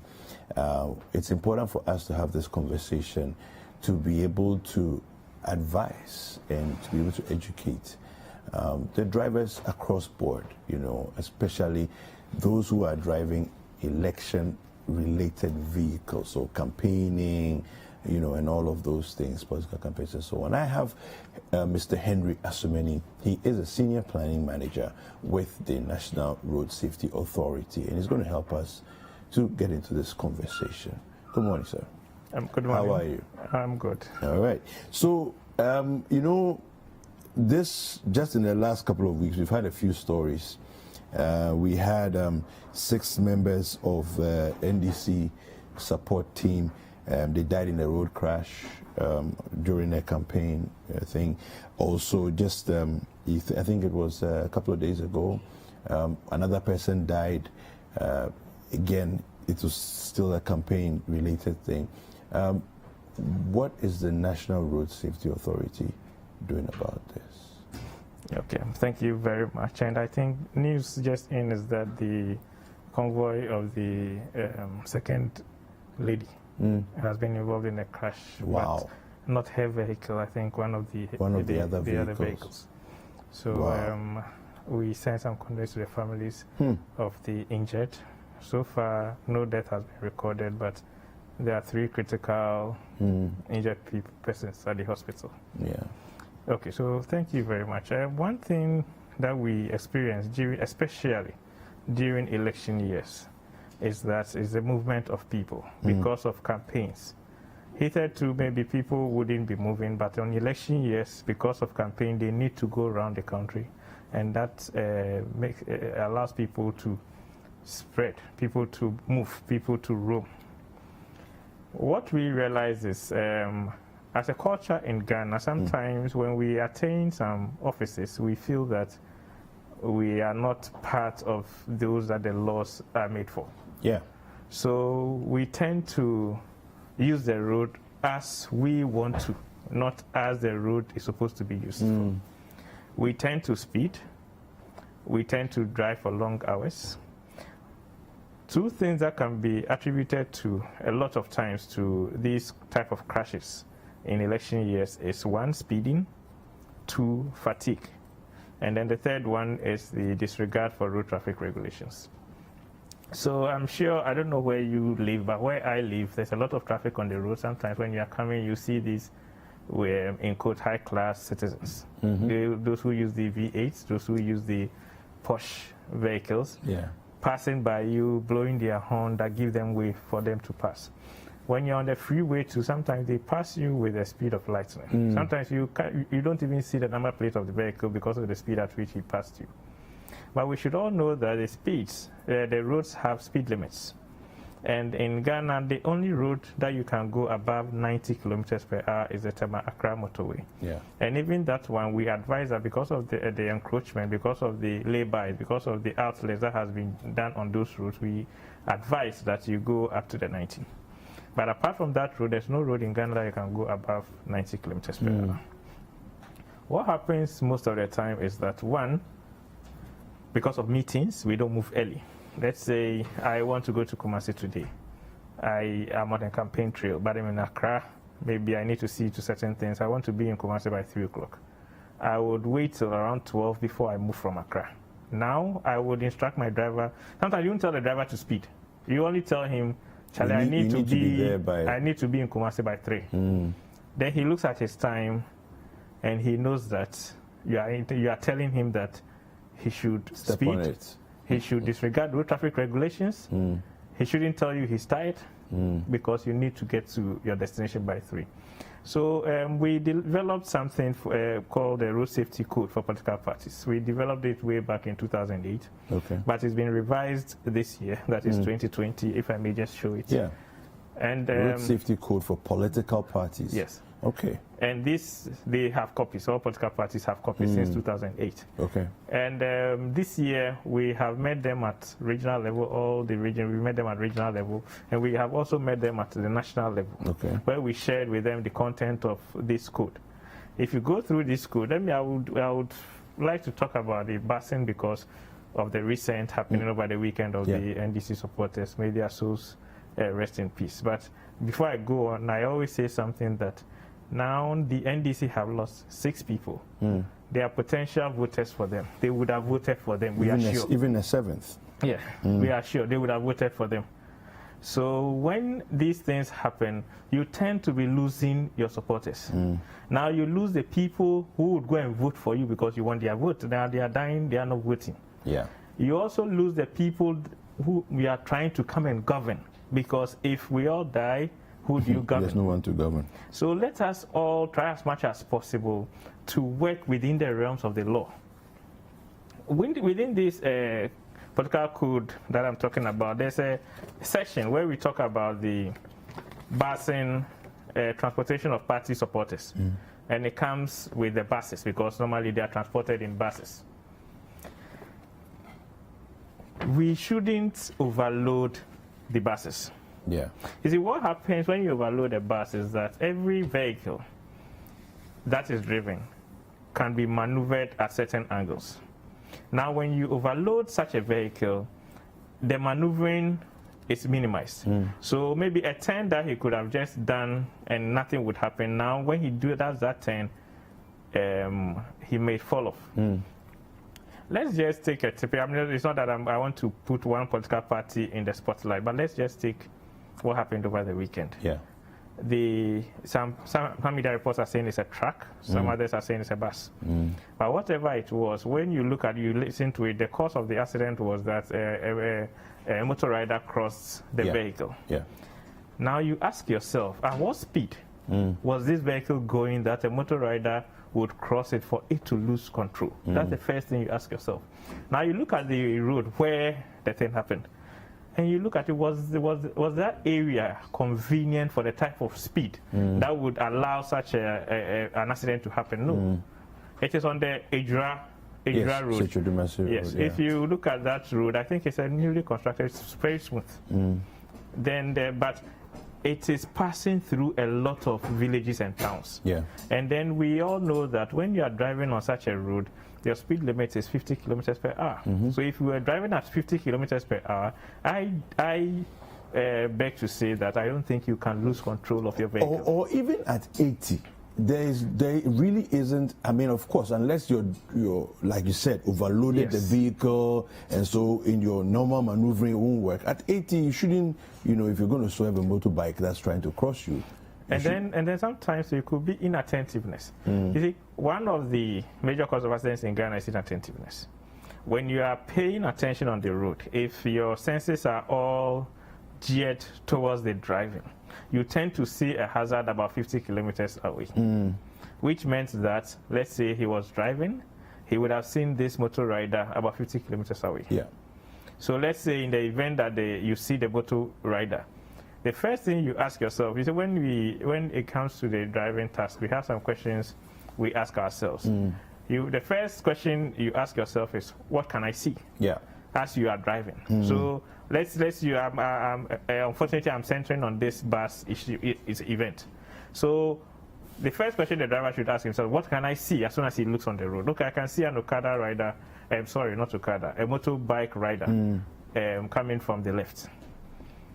What can't I see? I can't see whatever is in that junction where he is coming from. Yeah. What do I know? I know that this motor rider who is coming may want to come into the road. So what don't I know? I don't know his decision as at now. What would happen if? And that's a critical question. So now you ask yourself, what would happen if this motor rider comes into the road? It means that he would cross me. Yeah. So what would I do? You need to take a safe act. Evasive action. So now what happened? The motor rider came into his road. If he had taken this precaution way back, then he would have allowed himself to even start slowing down before that action the motor rider took. And he would have saved a lot of lives. And as you just said, the 7th person has died, so 7 people have died out of this accident, and several injured people are at the hospital. It is an avoidable crash. So we have a question here from our viewers, one of our viewers. As a country, how are we assuring that people don't drive above speed limits? Are there fines? Yes, if you look at the road traffic regulations, that is the LI 2180, it is stipulated there when, as a driver, you are arrested for overspeeding, for speeding above the speed limit, but we all understand it as overspeeding. So let me just use that word, overspeeding. So when you are arrested for overspeeding, and there are stipulated fines within the road traffic regulations that you can be fined, even in certain times you can be jailed. So this is something, but we want to move from this manual way of checking it, where the police will be standing on the road with a speed radar gun. We need to move away from that, so that whether the police is there or not, you are being checked. Absolutely. And that is something that the Ghana Police Service is bringing very soon, where they are going to automate their systems like that. Now they will be able to detect speeding and other other road traffic violations, even when they are not there. Fantastic. Because they are going to use technology to capture things that That's are the best news I've heard in 2020. Yes, and I'm telling you, that's the best thing that would happen on our roads very soon. Let's say by 2021 we should have these, and we'll see a change. Okay. And we believe that this one would change the behavior of road users. I agree. Then also, as an authority, we are running the Arrive Alive campaign, where we are trying to change road user attitudes. We want everybody to hear. Sometimes they say, we already know. It's like going to church. We already know. But you don't know when something would hit somebody. That is why we keep on repeating everything we say. And in this season, we would keep on repeating our message to the political parties. You should take responsibility for your supporters. You should take responsibility for people you are transporting. You should take responsibility when you are going on your campaign errands. And I always say that sometimes... Please wrap up for us. Pardon? Please wrap up for us. I should wrap up? Okay. I would always say that as you go on your campaign trail, think of the driver. The law says that the driver cannot drive continuously for 4 hours without resting. And he cannot drive continuously for 8 hours within a 24-hour period. Let us observe this. If we are going on a journey that it will take us more than the 8 hours, let us make sure that we change drivers at certain points. And when we go on our campaign trails, when we get to our destinations, when we are doing the campaign, let's ensure that the driver is resting. So because when the driver is driving, we are resting. So when we are campaigning, let them be resting. And let's transport our supporters in buses and not overload those buses, and ensure that the drivers of those buses are competent enough and they have the requisite information to be on the road. Thank you. Thank you very much. We've been speaking with Mr. Henry Asumeni, who is a Senior Planning Manager with the National Road Safety Authority. And this is a very important conversation for us to have. We'll take a short break. We'll be right back.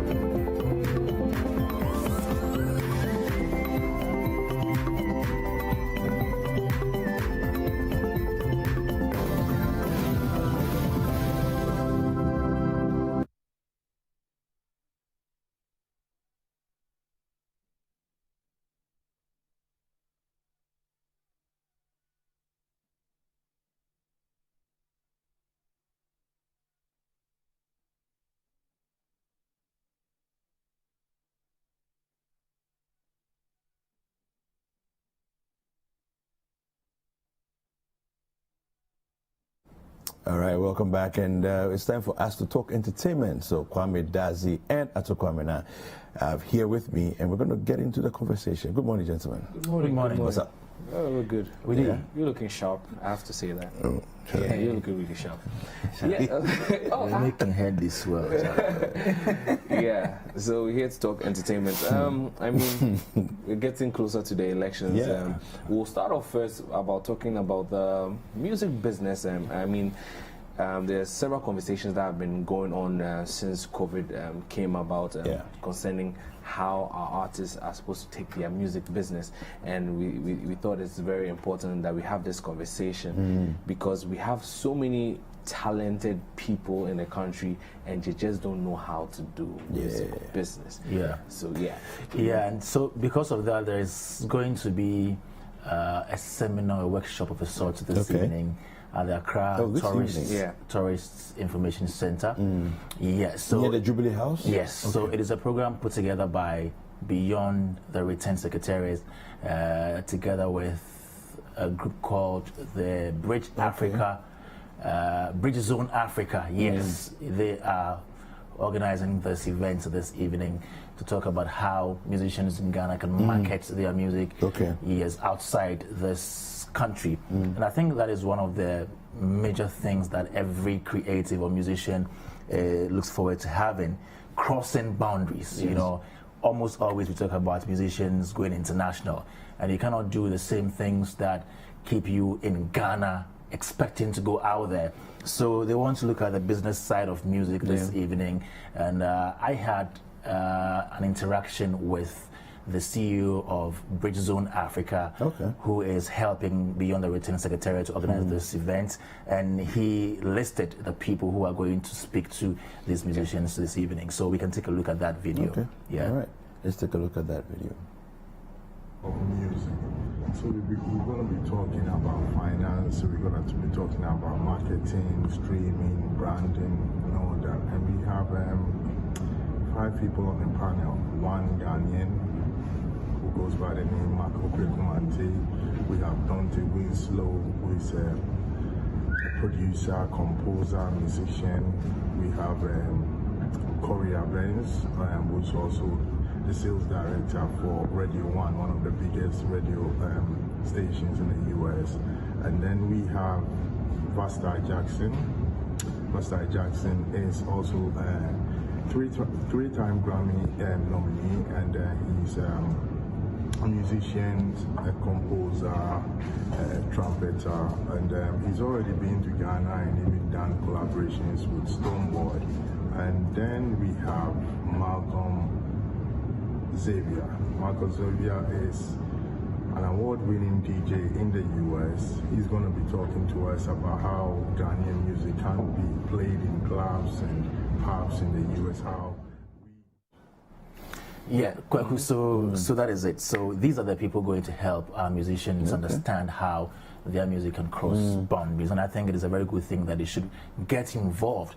And if you're not able to make it to the venue, you can just join them. They'll be streaming live on the Beyond the Return Facebook page, on YouTube as well, and also on the Ghana Tourism Authority pages on social media. So you just catch up with them and then be part of it. And you know, most times, most of our musicians don't pay attention to some of these things. They say, oh, now radio. I was going to say that we have to encourage our musicians to actually patronize and attend these sorts of forums, because it actually really helps. I mean, just a few weeks ago, I think MTN also did something of the sort, how to digitally market your music to increase your income and revenue. So it's good that we're having this conversation. We all want to encourage the artists to just listen. Because they ask, every day we hear them ask questions about how am I sure about Gamro giving my royalties. If you don't pay attention to these forums, you don't understand how it works. So I'm just going to encourage every young artist to actually participate in these forums, because it's free. So you just take advantage of the opportunity and learn something so that you can make your business profitable. Because in our music scene, I must say, it's about the music. At some points in their career, they do merchandise, and they become legends and sit at home and cry and stuff like that. And one thing that makes this very important is the fact that most times our musicians think that it is the music marketers, the managers, who need to learn some of these things. But if you're not in charge of what you do, your trade, your craft, going on, you know, that is why some of them are cheated mostly. You know, because you don't understand the business of what you're doing. So you need to take charge of your whole craft by knowing the business side of what you're doing. And I'm very excited for one of the topics, which is branding, because they need to understand their brand. The choice of name, the choice of genre, all those things. It's a collective effort. And having a management team, I don't believe an artist can do it on his own. He definitely, when it comes to the business aspect of music, he definitely needs some team that he can work with. So fantastic conversation. Let's talk about City Countdown. You know, anytime we're here, we bring you the City Countdown. City Countdown happens Fridays on 97.3 CTFM with Jessica, and on Saturdays with Olele Salvador Imano Sapon at 4 p.m. So you don't want to miss. So right now, just take your phone, all the music that you have, just delete it and update it with the songs that made it to the City Countdown. Thank you, gentlemen. Let's take a look at the songs that made it to the City Countdown. This is the City Countdown. The City Countdown. This is the City Countdown. Number 10.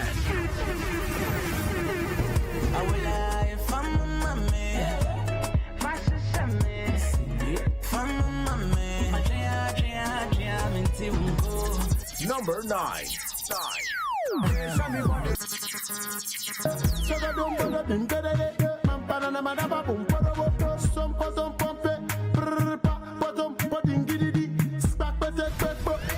Number 7.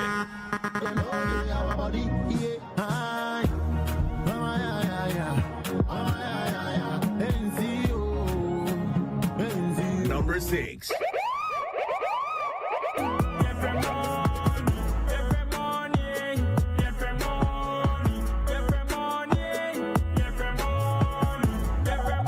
Number 5.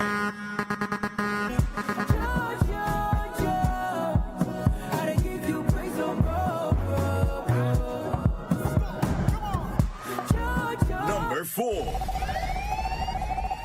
When I stay everywhere like the winter, Joe hustler for chop 10K. But me think about me. La hustle, yes I la, yes I la. What I was Number 3. Who you taking home tonight? I did feel you when I know for life. Who you taking home tonight? Number 2. 1. Why the party there today? Hey mama, hey I ever say. Shake your body, man, you're gonna. Cause hey mama, hey I ever say. So why the party there today? Hey mama, hey I ever say. Shake your body, man, you're gonna. Hey mama, hey I ever say. You make sense for no reason. Don't you know, say this be our season? Yep. Beautiful. And we have Ike the Hubs here with us. Your name is really interesting. Yeah. Tell us where you acquired this beautiful gift that you have. Let me first chip in the name, the harps. Actually, you know, David in the Bible used to play the harps. The harp is a large instrument which has so many strings. And according to scripture, if David was able to play that harp for like Saul to be okay, I told myself, my name is Isaac Tremantin Berko. Okay. So I decided to coin it as Ike, and then the as normally used there. Yeah. I made it DE and I took the harps because I know what I've gone through over the period of time. I learned how to play keyboard in the church. But whilst I was learning, my church did not know I knew how to play the keyboard. But I prefer going outside to do shabu. Why? So surprisingly, one time I went somewhere and then a man of God was just preaching and he said Jesus got to a synagogue and saw people marketing. He got angry and then scattered the whole place. So I also told myself, but I don't see the reason why if I go to church, you don't want to pay me before I play. And it happens when you go to the church and you see that the instruments and things are not going on well. That is the problem. Somebody's not being paid. Music is a whole ministry. Well, we're glad that you're so talented and we want to support you. Christmas is coming. We have birthdays, weddings. How do we book you? Okay, it's very, very simple.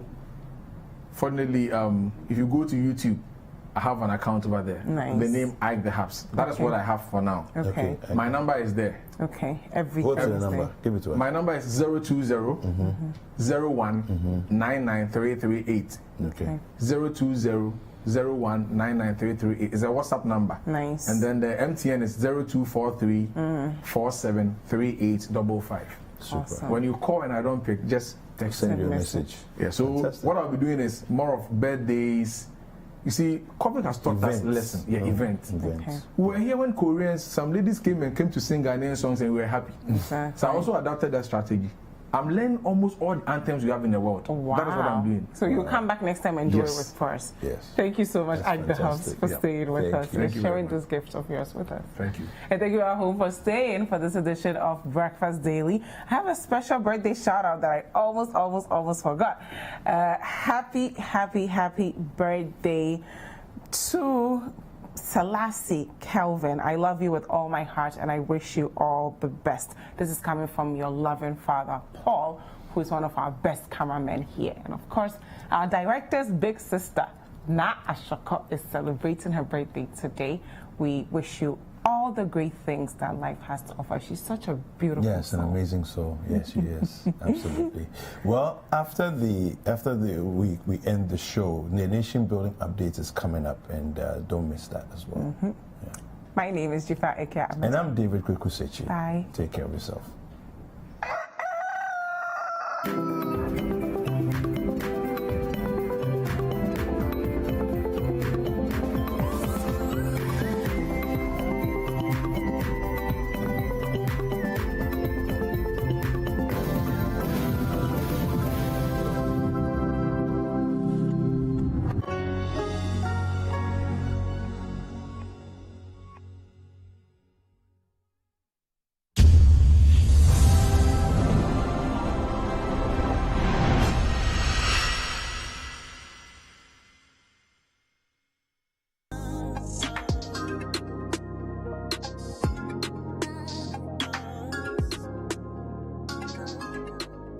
Hi sisters, I dated a man when I was in SHS, and he promised to marry me after I gained admission into the university. I gained admission last year, and I went to introduce him to my family 3 months after that. Unfortunately, my family didn't agree to the marriage because of an existing chieftaincy issue in my town. I tried to convince my family, but they still did not budge, and I had to break up with him. I met this new guy earlier this year. Went to introduce him to my family 2 months ago. My mom and siblings have rejected him and said I should cut ties with him. We love each other and it's hard to break it off. I was so happy that I had found love again, and now this? Please help me. I'm confused. I'm depressed as well, and I really want to hear from you sisters. Is she their daughter? What mother wants her child to be depressed? Exactly. You know? Trying to understand also what is the rush. If she is indeed 20, what is the rush? And if she's only met the guy this year, how much does she know about him? Is she in love with him? Or is there also a little part that's in love with the idea of marriage, being a wife, and what that means? Sister is sponsored by Vodafone. The future is exciting, ready and secure. You decide.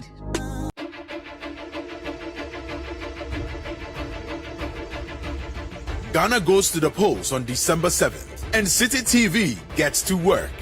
From 6 a.m. on December 7th, bringing you all the action and reports with our correspondents covering all 275 constituencies. Be assured of